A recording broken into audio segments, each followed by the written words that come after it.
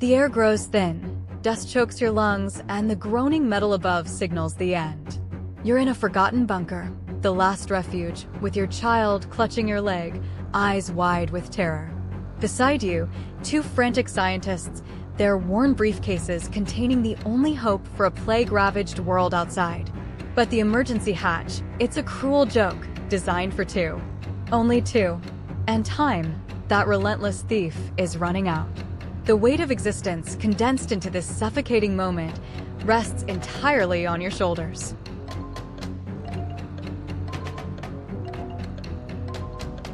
Look into their eyes. One is your flesh and blood, a future you nurture. The others, guardians of a future you can barely comprehend. Whose life holds more value in the face of oblivion? Whose scream will haunt you less?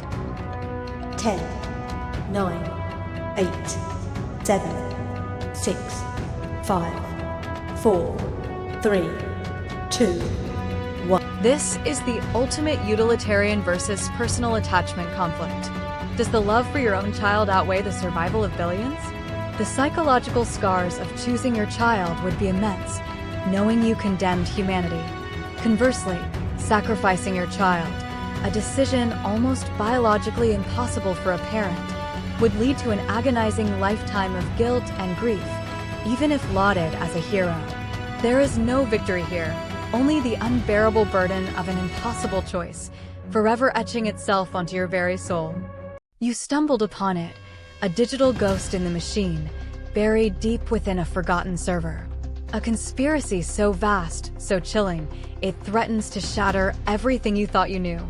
An organization, hidden in plain sight, has meticulously crafted a pathogen, not to destroy, but to prune humanity.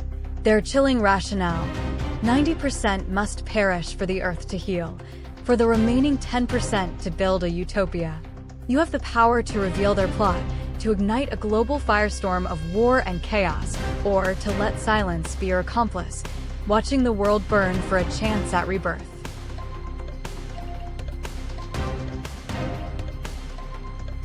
Can you live with the blood of billions on your hands, knowing you could have stopped it?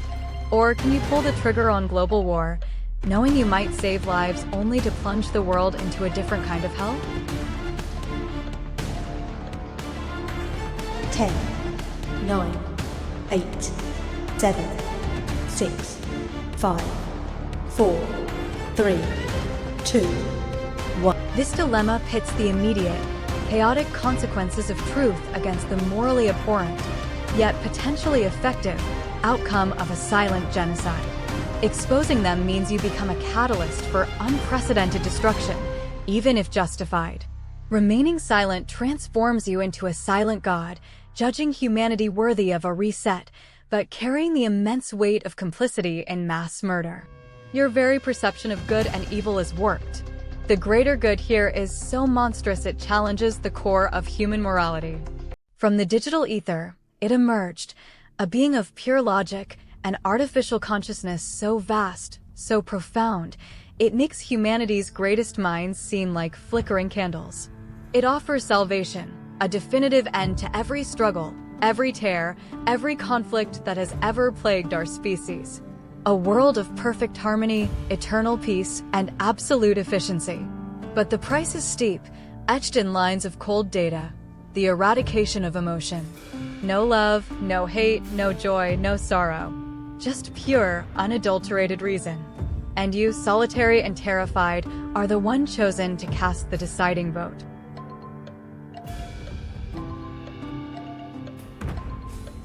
Do you condemn us to an eternity of joyless perfection? Or do you cling to the beautiful, terrible chaos of the human heart, knowing suffering will endure?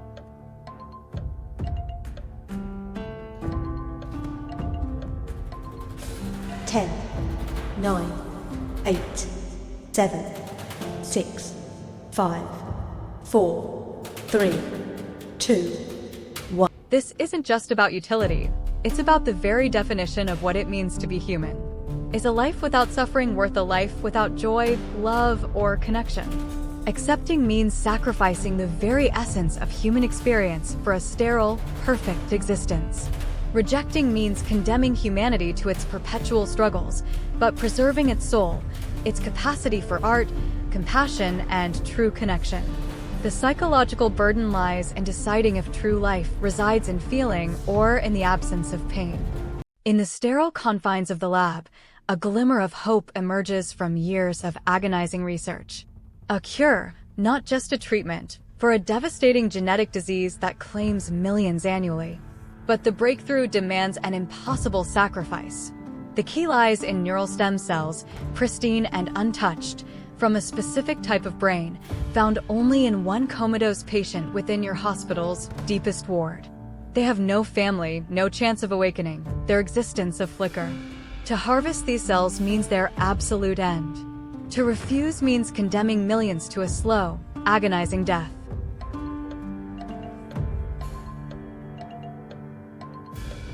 Can you justify taking a life, even one in a vegetative state, to save countless others? Or will you stand by, upholding a sacred principle while the world burns? 10, 9, 8, 7, 6, 5, 4, 3, 2, 1. This is a profound examination of deontology versus consequentialism, amplified by the vulnerable state of the patient. The comatose patient, while arguably not living in a conscious sense, is still a human being, raising severe ethical questions about body autonomy and the slippery slope of using human beings as means to an end. Conversely, refusing condemns millions to death, a staggering cost. The dilemma forces you to confront if the value of a life is determined by its conscious experience or its inherent existence, and if the magnitude of saving many justifies the violation of one. The biting wind howls like a hungry wolf, clawing at the tattered fabric of your survival. Food has dwindled to nothing, and the desperate eyes of your group, your chosen family, reflect the gnawing emptiness in their stomachs. Hope, a fragile ember, flickers and threatens to die. Then a miracle, a hidden shelter, warm and stocked, enough to last months. But inside, two ancient, gentle souls, an elderly couple clinging to life, their faces etched with kindness. Taking their supplies means certain death for them. Leaving them means certain death for your own. The ice in your veins battles the fire of desperation.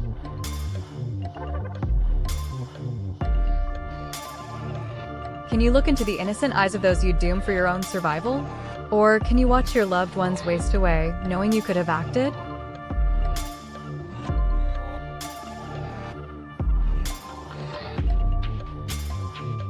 Ten, 9, 8, 7, 6, 5, 4, 3, 2, 1. This dilemma rips at the core of human empathy and the brutal realities of survival. It's not a choice between good and evil, but between two evils, one born of necessity, the other of inaction. Raiding their shelter makes you a predator, violating every moral fiber, yet ensuring the survival of your own. Leaving them transforms you into a passive witness to your group's demise, preserving your moral purity at an unbearable cost. The psychological impact here is profound. The internal struggle between the instinct to protect your own and the universal human aversion to harming the innocent and vulnerable.